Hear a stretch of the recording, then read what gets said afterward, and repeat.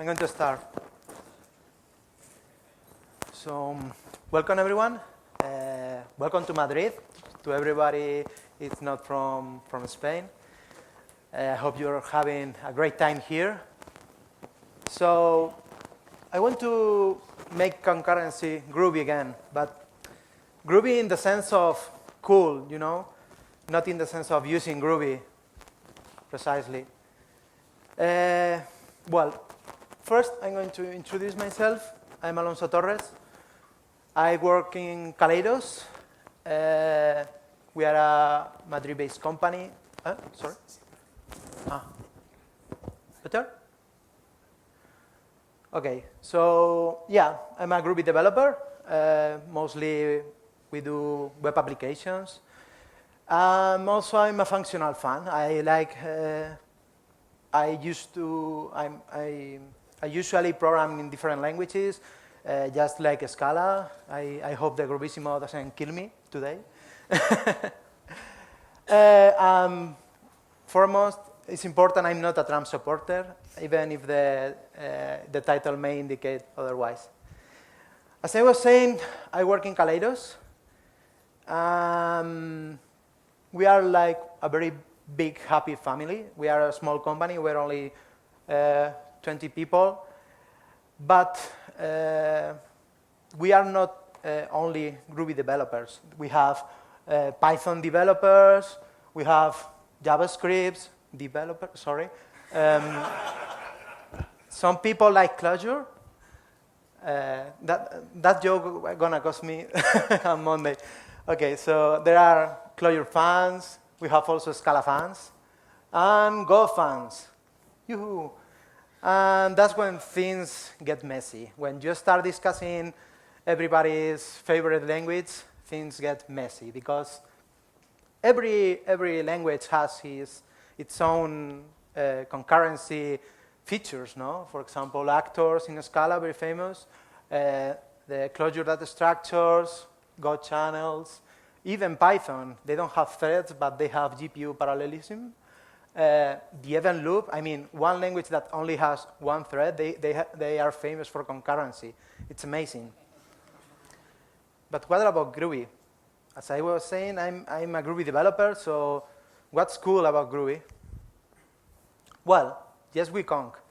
Okay, he's Guillaume Laforte. He's the team leader of Groovy. Groovy has many features. Some of them are very cool for concurrency. Indeed, we have, well, JVM. It works under the JVM, so it has, out of the box, a lot of features from Java. Also, we have static and dynamic typing. Again, very cool. If you want, you can change from one type of programming to another. It offers different advantages and disadvantages. Also, and most important, we have metaprogramming and DSLs. This is one of the key features because we can offer very cool abstractions over concurrency. And one very big feature is GPars, of course. If you install GPars with SDKMN, you have it out of the box. If you use Groovy as a dependency, it's just one line in your build, and you have all the powerful features that GPars offers. Okay, that's very nice. Maybe you knew all these things. But there is also a thing we must remember, that concurrency is hard. And tests are even harder. So the shit hits the fan in a big way. And we have a Spock. It's true that Java can use Spock, but Groovy is the natural language to use Spock. In fact, you have to do the test in Groovy. Okay, so I want to talk about 4 topics. The first is what are we trying to solve? What are the problems? How are the building blocks? We are going to steal. And finally, I want to talk about testing. Okay, design. As I was saying, concurrency is hard. But what's a real problem? Because concurrency normally is not our problem. Our problem could be performance. So we want more speed. And we usually use parallelism. What's parallelism? Is if you, instead of having only one task at one time, you have several tasks working at the same time. Pretty straightforward. The other problem we want to solve is feedback. I mean, are you still alive? For example, if we have a web server, we don't want to wait for every process, every request to be processed before I have mine. Or if we are using well, we use asynchronous processes for this. If I have a graphic interface, some stuff is happening in the background, I want real-time updates of how is my progress. And the last problem I think there is for a use case for concurrency is if we need more resources, we need more RAM, for example. Usually our problem is bigger than the resources available, so we use a technique of distributing the processing. So instead of using one machine, we usually use several and one master to control them. Okay, so we have our 3 problems we want to solve, and we have 3 solutions. Okay, but now there is a new problem. We have non-determinism. What it means is that the different pieces execute at the same time. So we can be sure of which piece is going to execute before the other. We don't know the order. We also have the problem of correctness, because it's very easy to think about a sequential problem, but when you split it in several parts, it's now a new problem. You have to be sure it's correct every time. Also coordination. These moving pieces maybe depends on each other. Maybe you have to execute one before the other. Performance. It's funny because one very common thing is that the performance of a parallel solution is worse than the original one. Access. Maybe some of the processes need a specific access to one resource, or maybe the other way around. Maybe we don't want every process to access one variable, for example, communication. Yeah, we have to send the data to these processes from the main thread. Sorry, I don't want to say thread yet. System resources. Some of the processes to be executed is expensive. It's not free. Okay, so this is what you hope for, and this is what you get. It's a mess. So you had 3 problems, and now you have 8. Cool. There is this famous quote. If you are using regular expressions, you have 2 problems now. Okay, with concurrency, we have 8 problems. At the same time, they execute concurrently. Okay, so let's see how we can solve this. I'm going to talk about these 5 techniques. Maybe you know some, maybe others don't. I hope I can show you some new cool things, even if you are an expert. But I'm not really an expert. I mean, I think I know some stuff. I want to make an introductory talk, so I'm not going to go very deep into each topic. It's more an overview of the different mechanisms we have. Okay, so I hope you enjoy it. But we need a problem, okay? For each one of the techniques, I want to solve this problem, factorial. I suppose you are familiar with what's factorial. I choose this problem because of 2 reasons. First, it grows very quickly. It's very easy to try it for very small numbers. As you can see, for 5, 10, it's very small. But each 0 you add to the input, it grows very fast. In fact, 1,000 factorial barely enters the slide. So that's one reason. The other reason is that this is the product, multiplication. And it has very cool features, the product. The first is a binary operation. It's the same type for input as output. The second reason is that it's commutative. We don't care about the order, and this is very useful, as I was saying before, for the determinism, because we don't really know which process is going to be executed first. So we could use this property. Associative. We can group them. If we can group them, we can execute it in separate. Even if you, well, the other day in Kaleidos, I was showing the talk, and a colleague of mine said that, oh, in this kind of talks, you always, people always use mathematical things to show it off. Why don't we use real problems? I mean, okay, yes, but it's easier for a 50-minute talk to use something everyone is familiar about, not to use a new problem that you have to explain.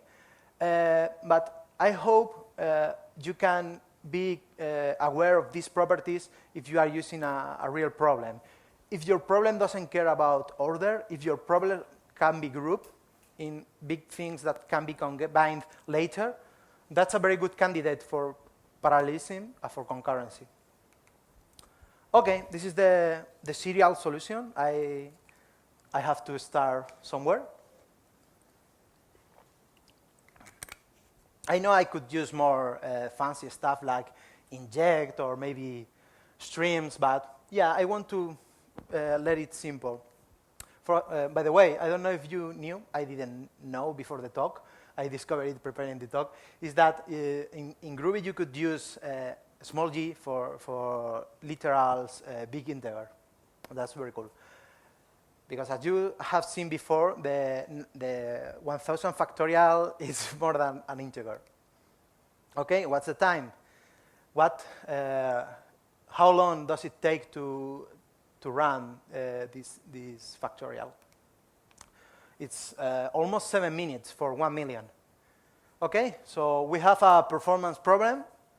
So let's parallelize the solution to see if we can improve over this. Okay, as I was saying, I'm going to use these methods. You can check the code of all the methods here. Yeah, you can. I will put again the URL at the end of the talk. But if you don't want to listen to me, you can just check the code if that's what you fancy. I'm going to wait a couple of seconds so everyone that wants could grab the. Okay, so first threads. What are the threads? Okay, so threads are the basic unit of concurrency in the JVM. They are managed by the operating system, so you don't really can tell native threads. You really can't tell when it's going to be scheduled. The operating system has its own ways of handling these threads. There is always at least one thread. It's the main thread, no? The thread where the main code is executed. This is a first approach to thread programming. You create a thread very easily, thread.start. I don't know if you are Java developers, but this is already very cool. Very few lines of code for the same task in Java is much longer. We store the threads. The arrow operator, what does is stores one thread in the array I had up. And using the spread operator, we can wait until every thread is finished. What is happening? We have one thread, it's the main thread, that spawns a lot of threads, one per number. And everyone answers to the main thread. Okay, let's see how this problem solves coordination and communication. First, we are sharing memory. We are communicating with the threads, sending our local variables. And the thread's access to main memory, to the shared memory. And finally, we coordinate with every thread by waiting. Pretty straightforward. Okay, but what happens when we execute this code? Factorial of 10, the expected result. Again. What happens? I continue, what's happening? Again, a different result. You can see it's non-deterministic. It's not correct. And why is this? Because of the visibility. Maybe two threads run at the same time on the same variable and they collide. We have to synchronize. What this means, that this block have to be safe. It's the infamous mutex, mutual exclusion. We have to lock. So now only one thread can execute this line at the same time. Okay? Now at least works. But the time is worse. And it fails. Okay, we are doing a great job here. Okay, before addressing the error, I want to solve the access to the same variable. Java, out of the box, the GRL array, has a lot of features in the java.util.concurrency. And we can use atomic variables. What are atomic variables? They are variables that have atomic access. Instead of using a explicit locking, we try to do an operation, and if we can't, we try again. You can see the code is almost the same. The only thing that has changed is that instead of having an integer, a big integer, I have an atomic reference. But if you know the API, you should see something strange. That just I'm multiplying this with an integer, and you should be suspicious because I'm using a bit of magic. This is another very cool feature of Groovy. It's a bit of magic, but come on, we are using Groovy for something. So what I'm doing here is I'm adding the multiplication operation to an atomic reference. This is the API for atomic reference. You basically repeat the same operation until you succeed. So the API of compare and set is if I have read the old value, I can try and put the new value. So it's a while loop. You retry until you succeed. Okay, now we are safely writing to an atomic variable. Okay, now back to the error. Yeah, the problem here is that we are creating thousands of threads. Sorry. So the solution is not creating thousands of threads. We use an abstraction called the thread pool. So now instead of being us, the ones that do the new thread, we delegate this creation to a thread pool that basically reuse the threads. Instead of calling new thread, we do submit, and the same code. Instead of here, the coordination is different. We use get instead of join, but the usage is the same. It will block until the result is given back to us. Now, this is the time. Well, at least it doesn't crash. But the times are not very good. It's even worse than the serial solution. Not good. OK, so what's the problem here?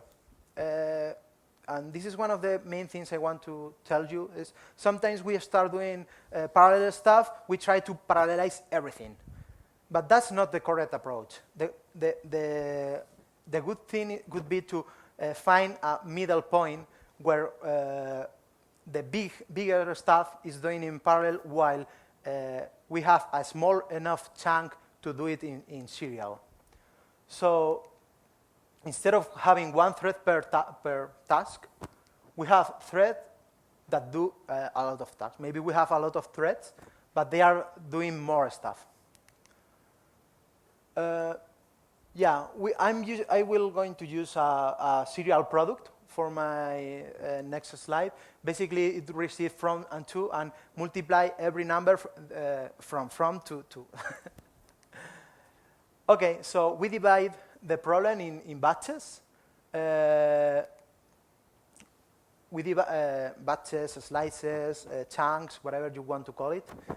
And then instead of having one number per thread, now we have a thread per batch. And product, it's serial. It's not parallel. Okay? We have done this. And this is the result. As you can see, we're improving a lot. And I mean a lot. So, yeah, the first thing I want to show you is that not everything has to be parallel. Okay, but we are still having the shared state. And that may cause a lot of trouble. As I was saying, threads are competing against each other. Also, we are looking for everyone to access one part of the code. That's not good, because we have a bottleneck there. And also, we have a lot of problems with non-deterministic, not determinism. But, okay, memory-wise is good, because we only have one memory position, so everything is not bad. But there is another way. Functional style programming. Sorry, I have to talk about this. Don't be scared about functional. Okay, instead of having several tasks that are running against data, we reverse the order. We pass functions to data, and we only describe what we need to be done. And the methods on the data will manage the parallelization. Of course, this only works if the data you pass is immutable, because otherwise, if the function you pass have side effects, they can do the optimization of parallelization, for example, because the threads or the mechanism doesn't know if it's going to be a side effect that breaks the correctness, for example. Again, Java has some cool things that we can use, because we are using Groovy and we can use it better. Streams, great example. This is functional programming in pure form, because you really are creating a stream from a range. Then you ask that do it in parallel, and just call your product function. And that's it. Very easy. Okay, you have to get used to it. That's a problem. Not everybody it's good at thinking about functional style programming. And also, for certain problems, it's easier than others. It's harder to distribute. Yeah, a higher level of abstraction means less flexibility. Before, I've shown you several techniques for threads. Some were incorrect, but I have a lot of options. To do the factorial in functional style programming, I don't have that many options. But the times are very good. You can see that I've improved already. I hope you are following me. I hope. Okay, I'm going to talk about GPars now, because GPars is so cool for concurrency. We have it very close at hand. It's very groovy in the sense of it uses the features that provides, like DSLs, shorthands, the improvements over collections. So GPars has a lot of features. I'm not going to talk about every one of them, but some of them. But yeah, GPars all the things. Okay, the first thing I want to show you is parallel collections. This is the same example as before, without slices or batches. Yeah, we have removed the thread pool. We only need with pool and a closure inside that tells what to do. And GPars adds a new method called each parallel, that instead of going one by one, it does the each, but in parallel. Okay, the problem here is that we are still using the same old approach. We are sharing a state, we are using the atomic reference. So really what I have removed here, it's the threads and the thread pool. Well, that's an advantage, but we can do better. Well, the time, so you have the reference. It's better than the thread with the pool, but it's still worse than the batch. Okay, fork join. This is something not very much people know about, but I think it's very cool. Basically, fork join uses a divide and conquer approach. If you have a task that can be split in half, it's perfect for this kind of, well, split in half on more chunks. It's perfect for this kind of approach. It's also a concept inside the Java, in the JDK. They have the fork join thread pool and the fork join task. So really, it's the GPars is providing is a wrapper, a Groovy wrapper over this stuff in the JDK. And we are not sharing a state. We are using functionalist approach. As I was saying, it's divide and conquer again. Okay, what is this about? We have our factorial. We are trying to multiply from 1 to 100. So we split in half. We do 1/2 of the numbers in one side and the other half. And then again, we split again. We multiply the numbers, and we have our result. This is the overview, okay? I'm going to show you now the code. This is kind of like a recursive function. Run fork join and fork of child, they are part of the API. So it's not something I've implemented. This is out of the box with GPars. You only tell that's like a method declaration there. And this is our base case for the recursion. No? If the difference, if we have a chunk of 1,000 numbers, do it in serial. And now, fork of child, we delegate there to do its magic, no, in parallel. These are the methods that are part of the, well, get children results is also part of the API. This is the result. You can see an improvement there. It's very fast. Okay, so fork join. It's very fast, as I was saying. It runs over Java's API, so potentially you can do this in Java, but believe me, it's much harder. Of course, it's not suited for every problem. We need a more flexible approach, but that has the same advantages. And here is where actors come in. And I don't mean this. Actors, they are processes, a synchronous process.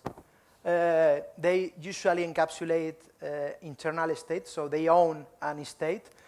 And we send to actors messages to work with that state. Another cool thing about actors is that the abstraction works very well for distributed systems. So, for example, you don't care if an actor is in my machine or in a remote machine, because the message should be immutable. You have to be able to serialize it. So the same abstraction works for parallel programming and distributing programming. So this is what it looks like. We have our main thread, our main actor, sorry. This actor will call to these other two actors, sending messages. And these two actors will do the same. We are really doing the same as the fork join. We are sending half the numbers up, half the numbers down, and recursively, the other actors will send their half to those other actors. When they are finished, they answer, and finally, the main actor will be in charge of creating the result. So, of course, there are two types of actors here in this solution I made. The first one is the coordinator. He's the one that starts the chain, and the ones that finally answers to the API. Okay, so we have a state owned by the actor. We start a calculator and wait for the answer. Join needs to synchronize with the main thread.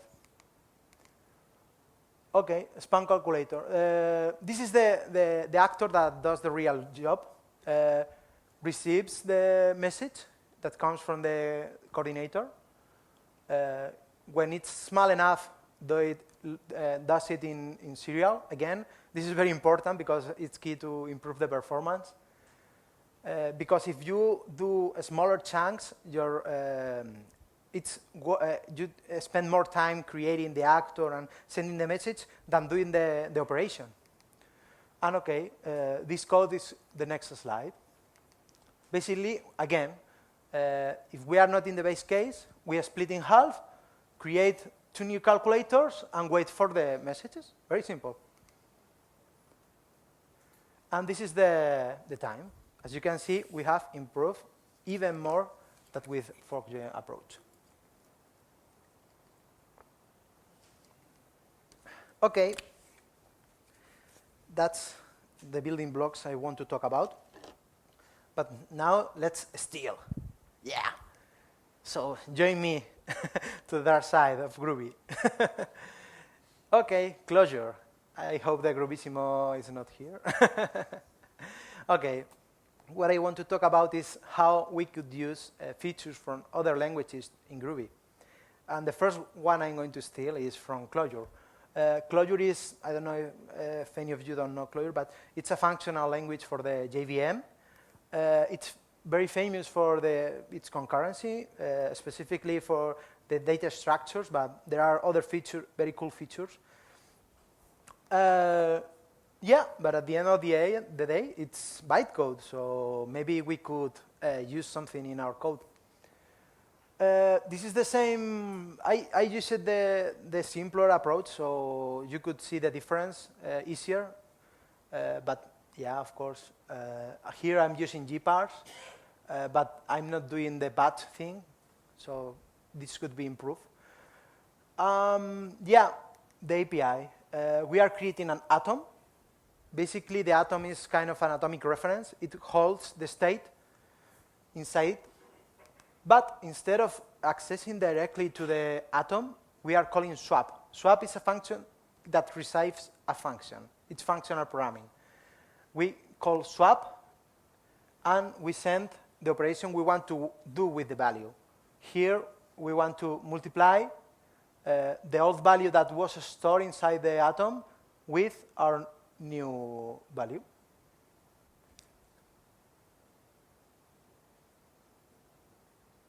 I'm thinking, okay. So we finally coerce this. This is IFN. It's an interface given by Clojure, and and we have to coerce. Otherwise, will not work. Will not coerce the closure to an IFN. Okay. Wait. Sorry.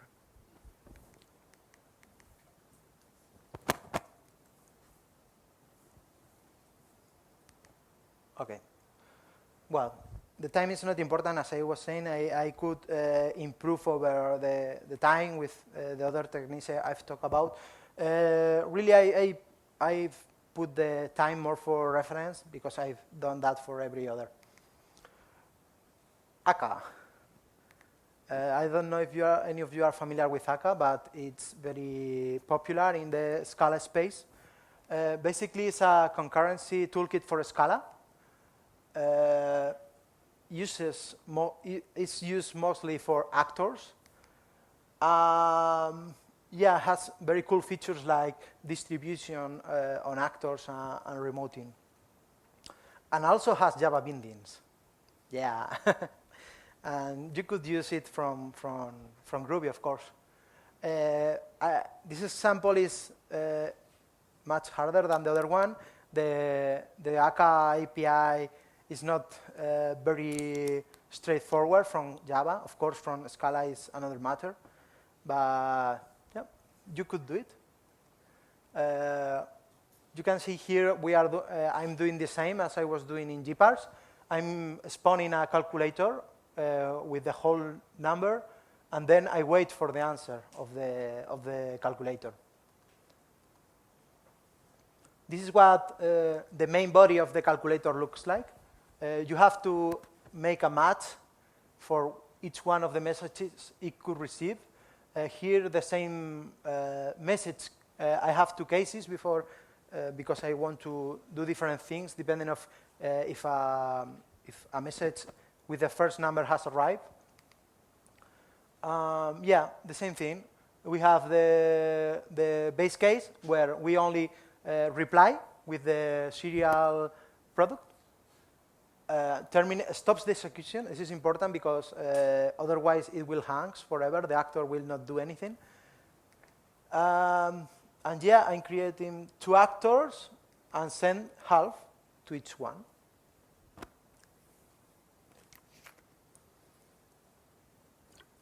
I know it's hard to follow this code, but you have, I will repeat the URL for the source code if you want to check it out. What about the time? Well, it's very bad. I don't know why. As I was saying, I'm not an expert. And in Akka, I'm not an expert at all. But for me, it's very clear that GPars actors are far, even if I made some mistake in the configuration, the times are very different. So you will be thinking, what's the point then on using Akka? Well, first, there's a very big community. And second, it has more features than GPars. Better error handling, more abstractions for routing schedules, persistence. You can save the state of an actor in disk, for example.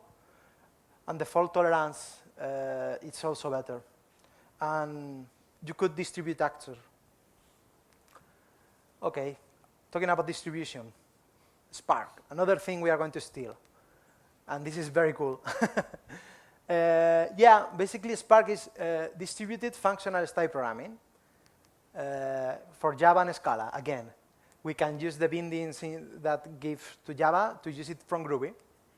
Okay, RDDs are the concept of Spark for streams, okay? You can think, it's easier if you think that way. RDDs are the streams of Spark. This is how you start a Spark environment. Here I'm telling that I'm not going to use the distributed solution. I'm going to use local. So that means that using my local machine spawn 8 threads. Yeah, it's very similar to the streams approach. It's only we parallelize the whole set of numbers, creating a new RDD, and then just reduce to multiply. We have to call the hydrate, because otherwise closures are not serializable by default. Because closures at the name closure comes from the fact that they are closing over the local scope variables. So you need to remove those variables before sending it to a remote location. And as you can see here in Spark, the time is much better. It's very cool, Spark. Okay, we have stolen, so now we can pass to testing. Okay, this is, I want to basically show you 3 cool things about the Spark for testing concurrent asynchronous applications.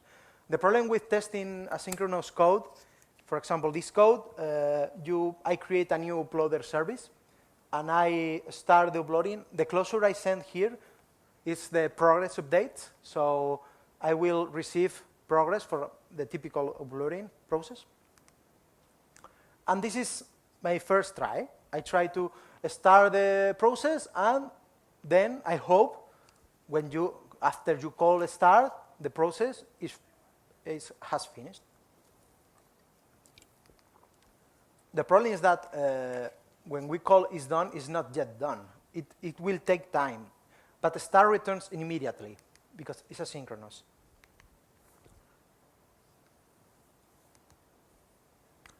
So there's Spock has blocking variables. Yeah, maybe it's a bit small, but okay. So what I'm doing here is overriding the set is done method, and I'm when the uploader service writes to that variable, it will set a blocking variable. At the end, is done dot get will stop until it's done. Second, async conditions. Very quick. Normally, if you have a start method that invokes a closure asynchronously, you can't make a search there. But with evaluate, you could. It's just creating a sync condition, then call evaluate, and at the end, await. So the test doesn't finish until the condition is called. There is, of course, a timeout and a default timeout. If you can change it. And polling conditions. And this is even better. What this does is eventually will repeatedly will poll for a condition, will wait until this condition is achieved, or a timeout is,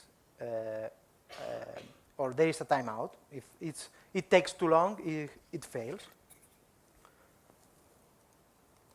Okay, so that's it. This is the mandatory kitten photograph for a presentation. Yeah, just as a recap, I've shown you that, I hope I've shown you that Groovy is very cool for concurrent programming. I hope you know a bit better what are the problems that we face with this kind of model. These are some of the things I've tried to show you. There is a lot of more stuff. GPars has lots of abstraction, but 45 minutes is not enough for talking about all that stuff. We have data flow, CSPs, transactional shared memory. There are a lot of things. And of course, we have to keep an eye on other languages so we can steal from there and use it from Groovy. And remember Spoke. We have hope. Yeah, Groovy is plain awesome. Thank you.